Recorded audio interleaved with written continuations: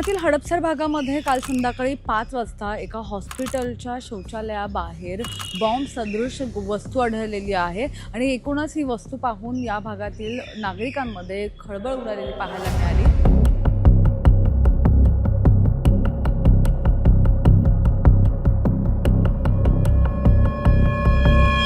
काल रात्री साधारण 7:30-8च्या सुमारास याबाबतची माहिती पोलिसांना मिळाली आणि त्यानंतरच BDTS म्हणजे बॉम्ब शोधक नाशक पथक जे आहे तर ते तिथे हजर झालं आणि त्यांच्याकडून एका सुरक्षित ठिकाणी नेऊन तो बॉम्ब डिफ्यूज करण्यात आलेला आहे। साधारण 7 तासांचा टायमर या बॉम्बमध्ये लावण्यात आलेला होता। 4 जिलेटिन होते। अशा प्रकारचा बॉम्ब सदृश वस्तू पुण्यातील हडपसर भागामध्ये काल मिळून आलेली आहे।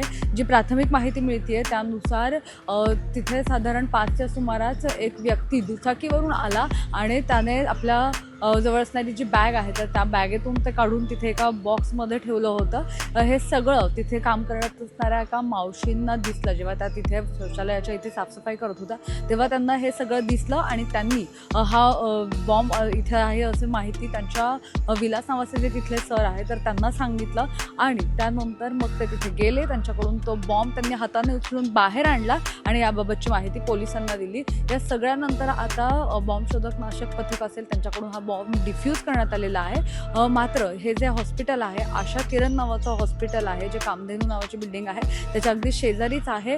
या हॉस्पिटलला कुठलाही सुरक्षा रक्षक सुद्धा नाही आहे। त्यासोबतच CCTV जे आहे तिथले तर ते सुद्धा व्यवस्थित नाही आहेत। CCTV मधून व्यवस्थित दिसत नाही आहे। हे सगळं आता या सगळ्यामध्ये आता समोर आलेलं आहे आणि जी माहिती मिळते त्यानुसार स्वतः पोलीस आयुक्त अमितेश कुमार हे सुद्धा रात्री तिथे गेले होते। त्यांनी सुद्धा तिथे पाहणी केलेली आहे आणि सगळ्या या घटनेनंतर आज सकाळी सुद्धा या सगळ्या भागामध्ये हाय अलर्ट जारी करण्यात आलेला आहे।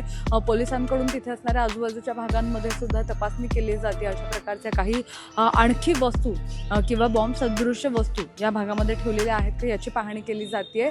हे सगळं पाहून आता आरोपीचा सुद्धा शोध घेतला जातोय। दुचाकीवरून आलेला जो आरोपी आहे तर त्याचा शोध घेण्यासाठी विविध CCTV जे आहेत या भागातले तर ते तपासले जात आहेत। मात्र ज्या ठिकाणी ज्या हॉस्पिटलमध्ये ही घटना घडलेली आहे तिथे मात्र कुठल्याही प्रकारचा CCTV मध्ये तो दिसत नाही आहे कारण की अतिशय अंधारा या भाग आहे। हा अंधारी खोल्या आहेत त्या सगळ्या जिथे बॉम्ब ठेवलेला आहे तो भाग सुद्धा अतिशय अंधारामध्ये होता आणि या सगळ्या संदर्भात आता पोलिसांकडून तपास केला जातो। मात्र यामध्ये महत्त्वाचे काही प्रश्न उपस्थित होत आहेत जसं की या ज्या जिलेटिनच्या काड्या आहेत तर या व्यक्तीकडे आल्या कुठून आणि नेमका काय उद्देशाने त्याने हे इथे ठेवलेलं होतं या सगळ्याचा तपास पोलिसांकडून केला जाणार आहे। आणि Around 8 o'clock in the evening today we got an information that there was a bomb like device found in this hospital premise.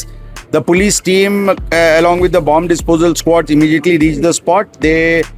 The bomb disposal squad carried this device after following due mandated protocols and took it to an open ground at the gliding center. The bomb was successfully defused. The BDDS team did a commendable job. All teams have been put in service to investigate the case. The Pune City Police, local police station, as well as the crime branch and the ATS teams are jointly investigating. I'm sure we'll be able to give you some updates shortly.